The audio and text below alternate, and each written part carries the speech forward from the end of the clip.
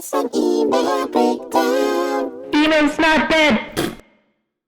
Hello, friends. Welcome back to another episode of Email Breakdown. My name is Naj, and I'm a marketing alchemist. Today, I am joined by a buddy. I have buddies. I have friends. Imagine that. So I'm joined by my friend Tom. Hello.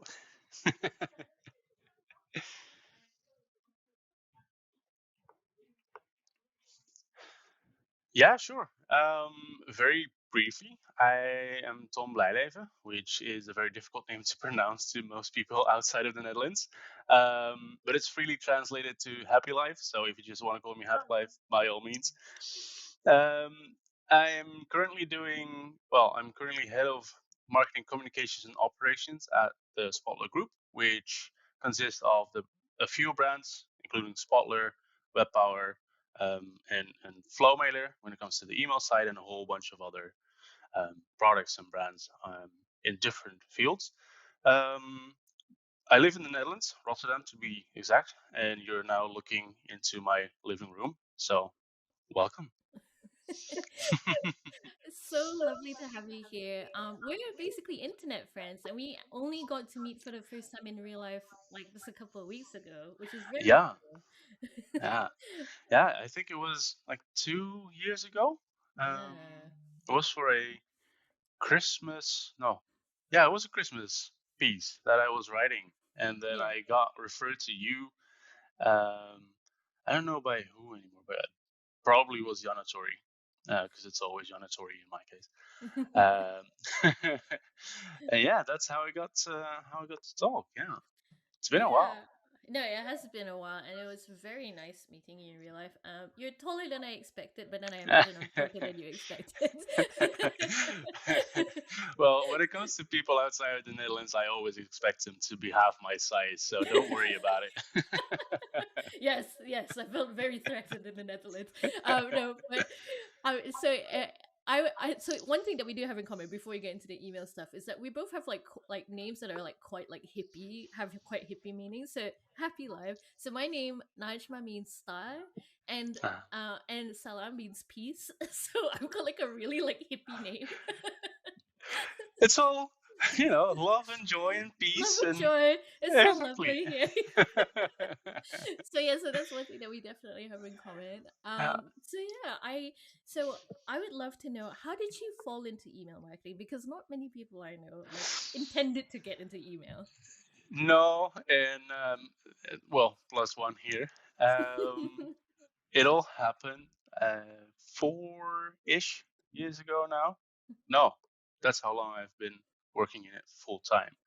I think ooh, 6-ish years ago. That was when I was still studying. At some point, I needed to pick a place to do an internship, Uh-huh. and after applying for a whole bunch of companies' roles, because I studied communications, um, I ended up applying for an agency that specified in email marketing. Um, Specialized, sorry, different word, but you get it. So specialized in email marketing, and they were looking for a marketing intern. So not to do email marketing themselves, like me doing email marketing, but doing Mhm. marketing for the email marketing agency. And that's always been my thing. Mhm. I honestly, I rarely touch emails other than the ones that I send from my Outlook. Um, but I do talk and write about it a lot. Mhm. Um, so yeah, even though I'm not really an email marketer, I do market for email marketing. I guess Yeah, that's how you're an you call it. advocate for email, the I'm an nation of advocate. email, Yes, a I should diplomat. have used advocate. Of course, yeah. Yes, yeah, a diplomat for the nation of email, of which we are both from. Yes. Yeah, absolutely. I mean, there's all sorts of roles in email marketing, and that's great why you're here, because I think not many people understand maybe like the industry landscape, and so it's great to True. have all sorts of diversity. Yeah. And could you tell me a little bit about how did you get to your current role as head of marketing communications? Yeah. So 4 years ago, when I actually started working full time, I got hired by Flowmailer, and there I started doing marketing stuff. Mm-hmm. So again, like the internship, I started doing that for a software brand now, and that went quite well. I mean, we were startup E at first, so we started with a team of 5 in total. Um, just not just marketing, but the whole company. So we had all the room to grow, experiment, all the fun stuff that come with the startup phase. Um, and over the past year, it kind of evolved quite rapidly, Mm-hmm. where we merged with our sister company Spotler. Mm-hmm. Um, then I got the role of marketing manager there. So now moving from like a team of 10 at Flowmailer to a team of 10 marketers at Spotler. Wow. And then a few months ago, we decided to centralize all the marketing efforts. And that's how I got this role, really, because I had been getting my nose into the automations, the workflows, and on the other side, the thought leadership. Being at these events, talking about email, talking about composability, Mm. um, and now I'm kind of practicing what I preach, literally. So Oh. yeah, that's how I got here. Amazing, thank you. Yeah, I think everyone I've spoken to so far in email breakdown have had such different journeys, and so Yeah, that's another kind where you were part of a smaller company and it got bought up by a bigger company, and then you've just moved up that way. So like, yeah, I yeah, mean, for people out there, like it happens all sorts of different ways. So I promise I'm not just snooping into your life, even though I am very nosy. I'm setting all this up because I thought while you're here, I could take full advantage of your presence here to maybe talk about like email career stuff, email strategy stuff, and yeah, and just breaking that all down. So, are yeah. you ready, Tom? Oh, absolutely. Yeah, you're always ready. I'm always ready. So, while I was lurking on your LinkedIn, I noticed that you have pitched yourself as a composable marketing advocate. So I was looking at these types, composable marketing. What the heck does that mean? Could you Yeah. tell me a little bit about it? Yeah, I mean, I think we're all familiar with the types of software that you can use for email marketing or CRM marketing or literally any type of marketing. And you'll know that some tools have a broader toolkit, some have a more specific toolkit, and Mhm, over the years, the strategy behind that develops. Where when we started with software, or I say we, it's not mhm. like I ever lived in an era where I got to see this, but once upon a time, You're just a there, baby. yes, when I was in the womb, really, Yeah. um, when they started building software, CD-ROMs, DVDs, whatever you needed to do to get your software on your PC, really. Then we might move to more cloud-based, but then the choice is whether you deliver something very specific, like Mhm, solely email marketing, solely this or that, or you go very broad. And mhm, so at some point we had the rise of the all-in-one platforms. I mhm. think we've all seen it. I'm not going to name names because of course there's competitors in between Mhm. those. So How dare you? Do not bring those names up. exactly. Yeah. I'm being paid to not name them, so I won't. Um, and then at some point, there was a counter movement. Really, I think composability is a counter movement mostly to the all-in-one platforms, where instead of having one solution to do everything for you, Mhm, you pick tools that are based upon your needs, your wishes, and desires, either for the company itself, for specific business units, for individuals. mhm, Um, and so you kind of piece together the puzzle that is your MarTech stack, and that mhm, is what composability is really. mhm, Um, and that allows you to do a lot of things that you cannot do with something that is already predefined. Like this is what you mhm, can do with the tool. mhm. If you want to do something else with it, then good luck. It's not going to happen. Yeah. Um, that's kind of what composability is. Really, I can talk about it for hours because that's what I typically do.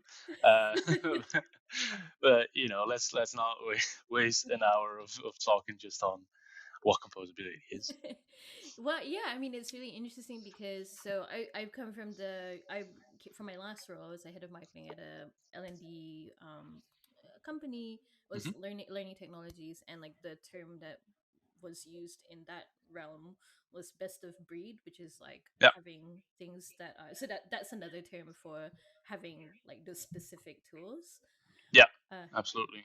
yeah, so and like what made you so passionate about composable marketing? Like what was the trigger for you?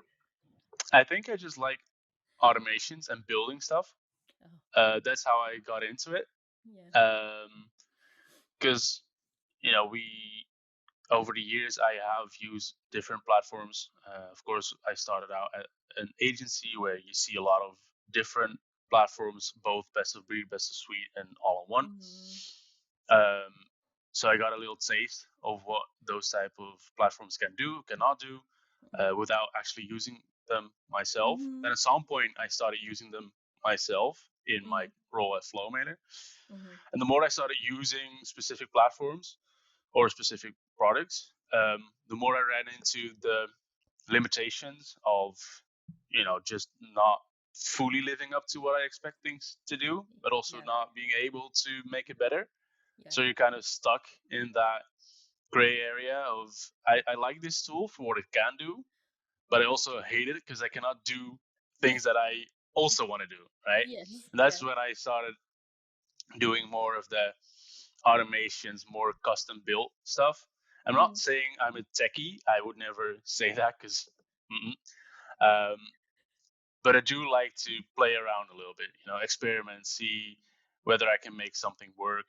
Um, it's all a vague description of what I've actually been doing, I guess. it's all Uh, it's all in your laboratory. It's all in your marketing exactly. laboratory. If It's if like I do loads of this, explosions. a little bit of first name and a little bit of person of website traffic, what comes out of it? Yeah. Uh, well, kind of like that, yeah. Yeah. So it's a lot of trial and error. But Mm-hmm. that's kind of, I think that is what I like most about it. It's just that you have that room to do so, right? Mm-hmm. And then if you go through the process of trial and error for long enough, you'll appreciate the outcome more. Yeah. Yeah. Yeah. Whereas if everything is predefined and already set out, like this is the way it goes, and there's no room for any customization, Yeah. then I'm like, all right, I'll just do what you want me to do and then call it a day. It's Whereas just now, yeah. you're like, one day you're like, wish wish this would wish this day would end. I cannot live with this anymore. And the next day you're like, yes, I made it. I did it. You know, and that's how I rolled into it. That feeling of Yeah. making something work is amazing. Yeah. I can totally relate. When I first was experimenting with creating like email reporting with Google Data Studio, it Uh-huh. was like several days straight of like trying to figure it out. And then when I figured it out, honestly, I was like, I don't watch sports. I'm not a Mhm. football fan, but I celebrated like a footballer, like just going, that's just like scored a goal like all around the house. I was like, yes. So Yeah. yeah, yeah, And marketing there's people automation nerd is outside my doing the thing. wave for you and all Yeah, that stuff. exactly. In my head, that was what was Yeah, happening. yeah. Yeah. Yeah, So it is that euphoric feeling. I do yeah. I do recognize that. Yeah. So like I can see so many opportunities. There's Hmm. also lots of like cons as well, I feel like, with that, because obviously if I think that seems to me like you need to have a very clear objective in mind of like what Yeah. you're trying to achieve, and know like what needs or what jobs are to be done. But I can imagine that could go very very wrong for people who have no idea what they're doing and what they're trying to go for. It's like you can like, I Yeah. feel like with all of the options out there now, you can just have like add to your stack, and your stack is like basically a Jenga tower. Yeah. Yeah. Yeah. Yeah. Yeah, I mean, it's the same with a lot of other things. If you want to have something that is completely up to what you need out of it, then Hmm. you need to put in the effort. Hmm. And sometimes you can do with something that's already there. A Hmm. ready-made solution. You just go ahead and do your thing. Yeah. because I But know a not lot for of people. Tom. No, but that is the people that I'm doing this for, right? So Mm-hmm. I'm the one like making sure that all these things work, all these systems can talk to each other. Mm-hmm. But then someone at the other end, the end user in my team or in another team, is gonna have to make or is gonna have to use that platform, Mm-hmm. right? Yeah. And they are the ones that are ultimately the ones that benefit from what is already there. Mm-hmm. Whereas I'm at the backside saying, oh, I'm still not satisfied with this. Let me create How this can I make it this more mini use efficient? case. Yeah. Yeah, yeah. How do I make their lives easier? And then at the end of the day, I make their lives easier, and that is very satisfying. But then a lot of marketers in general are more like my end users, where they like what is there and they have Mm, demands, but they cannot build it.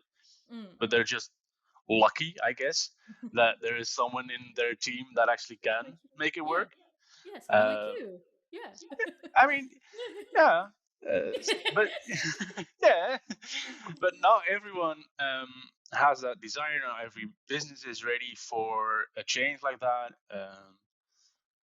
But yeah, sometimes I like you said before, it is very impactful, and at some point you'll have this Jenga tower of Mhm, things that you um, need to maintain as well. Because if you mhm. break something, the whole tower falls. Yeah. Um, but I think composability also the beauty of it is that you don't have to do everything all at once. You can literally start with the two small pieces of the puzzle Mhm. in the right hand corner, and Yeah. then throughout the years, months, however long you need for it, you build it Yeah. out. Because I mean that's how I go about it. I just have a tool. I Mhm, have a use case that I want to mhm, implement, whether that is we create or there's a new lead in our CRM, right? mhm, And mhm, to take away the manual stuff and to trigger some campaigns or anything, I need to build something to make that work. mhm. You don't need to say, all right, I cannot do this in our current CRM. We need to change out the entire CRM. Yeah. Let's go composable, right? That's not how it goes. But you can just say, Mm. okay, let's talk to this API thing. I use Zapier. I love Zapier. I can say that I love Zapier because we don't have a competing You're not a copy. product. Okay. Snap your safe. Yeah, Zapier is safe. Um, those I can mention, but no, those type of tools they help me tremendously in doing what I like doing and doing it on a scale that is also um, not risk free. Of course, it's never risk free, but the least amount of risk possible, right?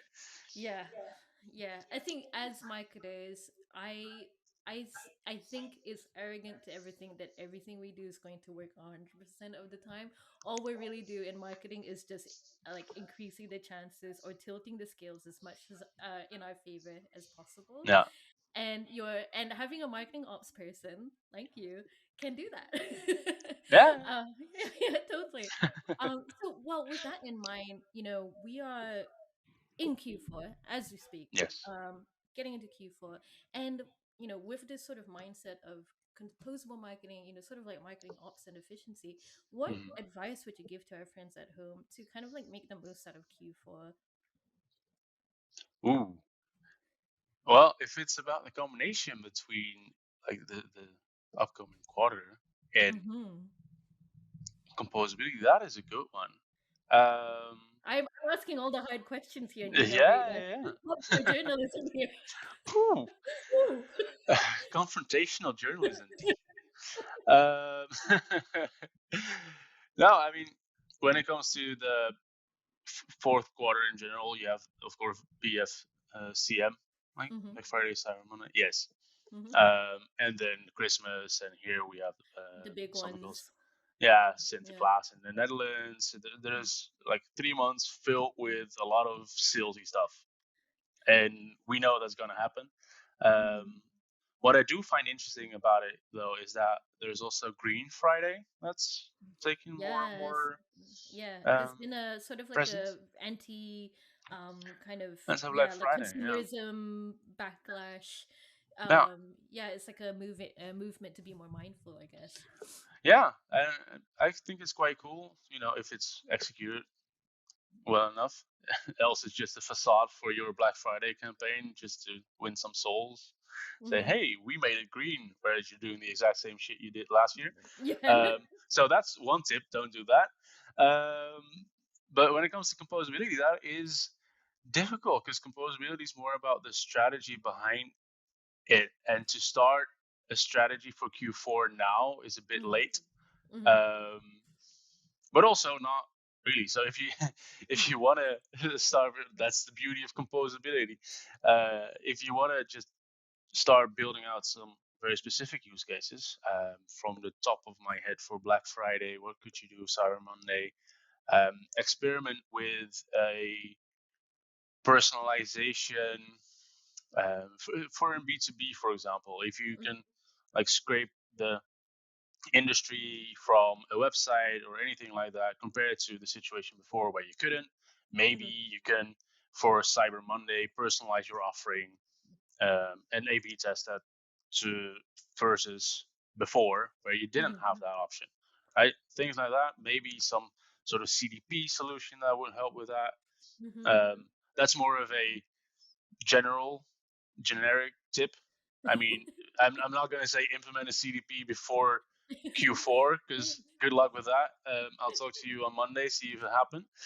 I don't know when you're launching this, but it is the 29th of September now, so it might be a little bit too soon to work on that. But no, I mean, when it comes to the seasons, like the holiday season, I guess it's called. So Christmas and all that stuff. Make sure that you're prepared, but also don't also cut yourself some slack. I know people have been working on BFCM and Christmas campaigns for months, Hmm.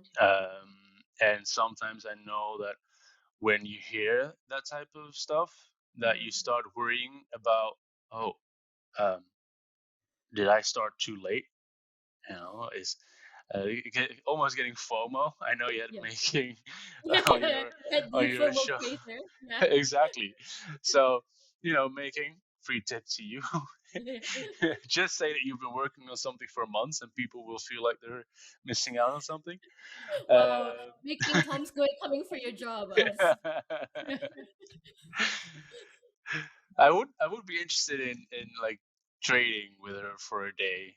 I'm not saying that I would be good at creating FOMO, I think it would be but exhausting because I her think so too. energy, she is full of energy. Yeah, Yeah. yeah. I loved it. It's a way to get a crowd to do something and Yeah, to bring experimental that action. in exactly and that Yeah. that energy. I don't think I could do that, but I would like to give it a go maybe I might someday. get you a groovy hat. Let's see you be the next FOMO creator. We shall see. Yeah, why not? Why not? Why not? Why not? Let's give it a go. Yeah, I mean, well, the thing is, I feel like we take for granted like our knowledge is a curse of knowledge, and what you think is our generic tips are actually probably maybe flicking a switch on for in someone's brain right now. I guess like Oh, from a kind of like marketing ops sort of view of yeah, what Q4 normally looks like. So yes, ideally you would have gotten things in place, especially yeah, if you're in e-commerce by now. But that's not always the case, right? no. Some of us have worked for small companies that really didn't have their stuff together. And so, what do you think are some like really quick wins that people can put in place to kind of make sure things are moving as smoothly as possible for Q4? Um, well, I would look at the quick wins that you can get out of the platform that you're already using. Mm-hmm. Um, for me, marketing ops, to put into context what I'm saying, I'm mostly focusing on unifying workflows and systems, but Yes. for 7 brands and growing. So for me, marketing ops is a little bit different than for someone who's been doing this for one brand for X amount of time, of course. Mm-hmm. Um, but if you're trying to make more out of the upcoming season, upcoming quarter, then look into the tool that you're already using. See what's there, quick wins that are there. Because for me, it's easy to say just add a Zapier thing and do this and that. Um, but like you said, not everyone is as techie, or like, I'm not, again, not saying that I'm techie, but interested in it. Let's put it like that. Yeah. Um, to make that work on the short term. So yeah, quick win would be to look into your system, see if if there's some data field or anything that you're not utilizing yet that might be beneficial in your next BFCM or Christmas campaign. Yeah, that's a great shout. I think, most vendors are normally very happy to kind of jump on a call if they have a good account management presence with Absolutely. with you to do some strategy planning. Now is the Yeah. perfect time to do that and ask them like what you're not using. That's a really good question to ask your vendors. What am I not using? Yeah. Um, and they're probably very happy to be like, oh wow, there's all of these things that you haven't even touched yet. So Yeah. yeah, I think that is a really great tip for anybody coming into this period. Ah. Um, yeah, but so that's a very much a B2C view, right? Like, Yes. Black Friday, Cyber Monday. It's the kind of the opposite for B2B. Certainly in my experience, it is a barren Yeah. desert Oh towards the yes. end of the Yeah. year. And so Yeah. Yeah. what do you think are some like things that like B2 like our friends in the B2B kind of marketing space can do to make the most of their Q4? Well, for me, I'm focusing. Yes, that's the right pronunciation. Sometimes I get a little stuck on a word that I just got out of my mouth, and I'm like, what did I just say? But I guess Which is that's the my thing. first language, and even I am like, what did I just say 5 seconds ago? I do not know. So you're actually fine. It's really funny. Like the Dutch are like their English is so good, and they're the first ones to be like, oh, what I said was not correct. Like, no, you speak English better than like a lot of people I know. Oh, yeah, okay. I'll stop. I'll stop explaining it. It's all right. You got me. You got me. But no, for myself and for our business, we're focusing mostly on the migration of different platforms that are used within the group of companies that we are to Hmm. a unified system workflow. But Hmm. you can never do everything all at once, as I said before. So what we Yeah. are doing now is just reinventing one wheel at a time. Little Um, wheels. exactly, and Yeah. there's a lot to focus on already, and there's a lot going on. Hmm. Um, so I think in this time where, or us too, for I'm also B2B. Hmm. If this quarter means that there's less pressure, there's less campaigns running, there's you know it's Q4, it's the end of the year, Hmm. it's B2B businesses. We know the drill. Yeah. Um, but that doesn't mean that you can just take on whatever people want from you, or all the things that you ever wanted can just get into these 3 months, really. Hmm. Um, so yeah, like I said, what I'm doing, and I think that's a good tip for anyone in B2B, Martech, Ops. Anything more specific? No, B2B Martech. Yeah. uh, just take one very specific project and build that out, Hmm. and don't lose your focus, because when I lose my focus, I tend to do things that I like doing more at that moment Sure, yeah. All the compared to what fun I should be stuff. doing. Yeah, sure, Exactly. yeah. That is I think one of that's a good thing, because I'm interested in a lot of things when it comes to the operations, Mm-hmm. but it's also a risk of losing focus quite rapidly.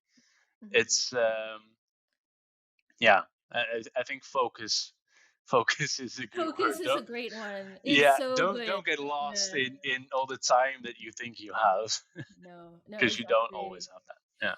No, I mean this quarter will be over in a blink. I know for a lot of people Yeah. within B2C and in B2B, you could be just chilling for like 2 months, Yeah. and then it comes Three to months fly December. fast. Yeah, yeah, Yeah. exactly. In December, you're like, oh crap, Yeah. okay, we're Yeah. wrapping up for the year. And you look at your administrative tool and you're like, oh, I still have 3 weeks to like take off. Well, fuck it, I guess. There goes December. We're not seeing Tom until February. So Exactly. Yeah. um that's so funny. I think like so one trend I've certainly spotted like Mhm. kind of fairly recently is the adoption of some like frameworks and ways of working from like the tech world into marketing. I mean, it makes sense Mhm. because we, the maturity of marketing, I feel like, has skyrocketed so much, and so we do have to try and find ways to like keep ourselves on track on the Yeah. job. um so for me, like I found it really useful to work in sprints, like adopting like Yeah. some agile. So is that how you work? Like, can you kind of talk a little bit about like what's been very helpful for you? Preferably yes. Mm-hmm. Yes to sprints. Mm-hmm. Um, the the agile way of working has always had I've had a love-hate relationship with it because that Yes. is what I've been drilled to do in my studies to a Mm-hmm. point where I promised myself that I would never do it again. Um, No. but I later realized that that was just poor education rather than something wrong with the method. Yeah. So I'm balancing it out. There is my team when we take out people that are not focusing on the automations on the operations part. Mm-hmm. Um, it's the two of us, and Mm. so we also have some other agencies that help us out. For example, for the website, and we work Mm-hmm. in sprints with those agencies or partners. Um, and so that kind of forces us to think that way. Yeah, definitely. Um, but on the other hand, since it's only two, and you have seven brands asking everything they want Yeah. from So an like ops you're a perspective. central point. Yeah. Yeah, Yeah. it's kind of difficult to keep that up always. Mm-hmm. Um, Mm-hmm. and I think that's a good balance, right? You have Yeah. your set goals, you have the deadlines that you have to live up to. So those type of projects, I try Mm-hmm. to do sprint style, Mm-hmm. or at least um, manage those as a project a little bit better than what is coming in as an impromptu request. Yes. Because Yeah. the thing with requests is that they are also always supposed to be done yesterday, Mm. and so there's a lot of Yeah. Why haven't you done it already before the exactly. request came in? Yeah. Why doesn't this tool do this? Because you never wanted it to do it until now. Yeah, This is the first time we've talked. yeah. Can I do this with this tool? I don't know. Have you ever tried it? No. No. Then I don't know it either, man. That's really funny. Yeah. So yeah, Oh. but that's how it goes when you have a lot of stakeholders spread across a lot of different businesses. I can imagine that for a single business with not all of this acquisition, buy and build going on. Mm-hmm. I do assume and I hope for you that's a bit quieter, but it's still good to stay focused on one big project in the next quarter and not get lost in everything that you ever wanted to do or Yes, needed yes, to do. very tempting as well. I mean, Oh I yes. if left to my own devices, I would probably be in Zapier all day long and then just trying to Oh like yeah. find ways to like automate everything in my life. Yeah. Um, Just type in every single letter and then see what pops up, and then look, that looks like a cool tool. Let me test yeah, that, and then yeah, do it for Q W E R, and then go down the whole list. exactly. Yeah, Yeah, find a way it's to like very tempting. automate I know, been the there. whole support email breakdown with Zapier. I'm sure it's possible. But yeah, okay. I'm gonna ask you like just a couple more questions before you Hmm. go. So you're a marketing ops person. I have a soft spot for marketing ops. I'm like an automation nerd. I call us automation sensations, right? Yeah, And what are your feelings about documentation? How like do you love it? Is it your favorite thing in the world? I know that I need to do it more, and I think that is my answer. Okay, enough said. No Yeah, comment. No, I used to do it more, um, especially when I was before this centralized marketing unit. Mm-hmm. I was doing it solely for one, two brands, right? Mm-hmm. Yeah. And then I was inventing how things should go. Mm-hmm. So you document that because you want other people to understand what you've been doing, Yeah. and also showcase like, hey, this was the situation before, this Yes. is what it is now, this is how it works. So important. But Yeah. yeah, but at some point, and I know I should do it more, but at some point we got where to a point where there was just so many things going on. Like I said, Yeah. keep focused because that really helps with this part as well. Yeah. But there were so many things going on, so many new zaps that I created, for example, that at some point I looked at it, I was like, yeah, that's a month worth of documentation. I'll put it on the backlog somewhere.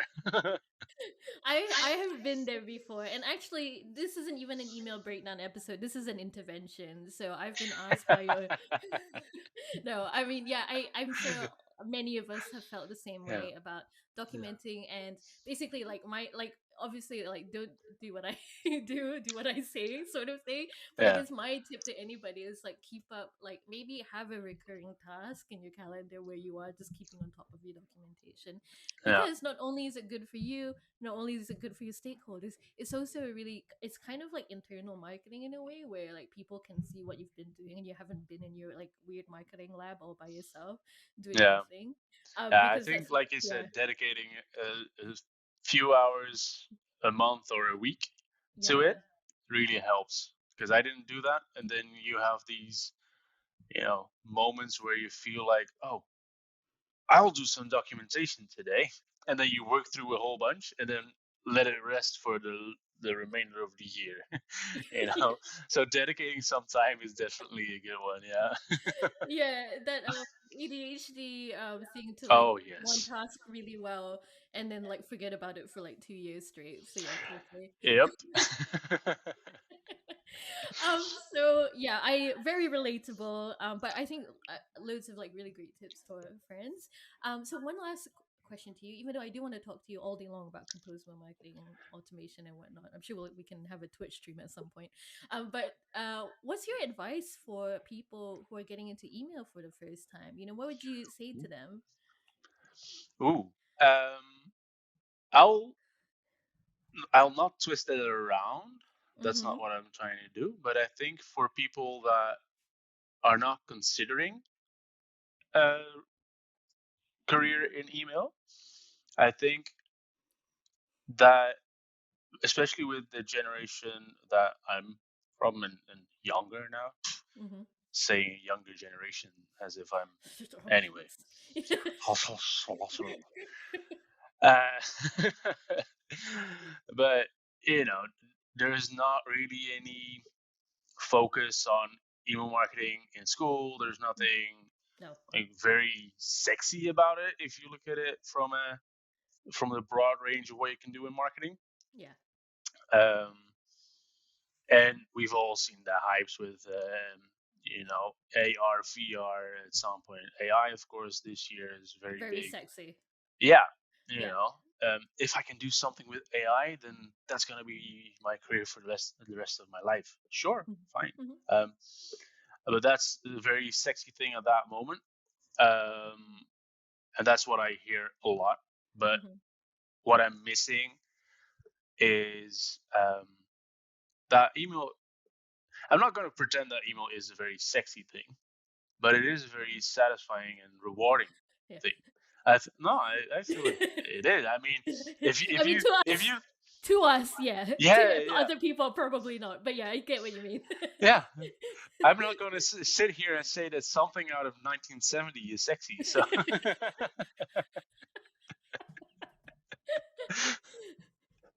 so no, but I think that one, like studies and courses should give a little bit more love and care to the email marketing topic. Yeah. Um, so to inspire young people that are still like in doubt where they want to go with their marketing or communications career. Because I mean, I applied for Unilever before I applied to the vacancy at the agency. You know, it's two completely different things.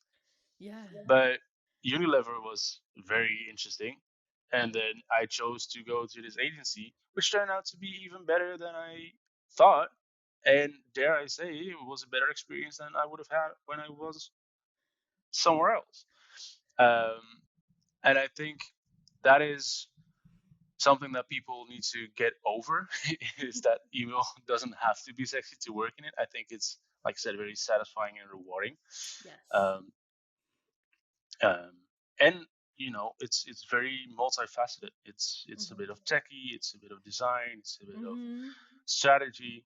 It has it all. And not every marketing aspect can say that.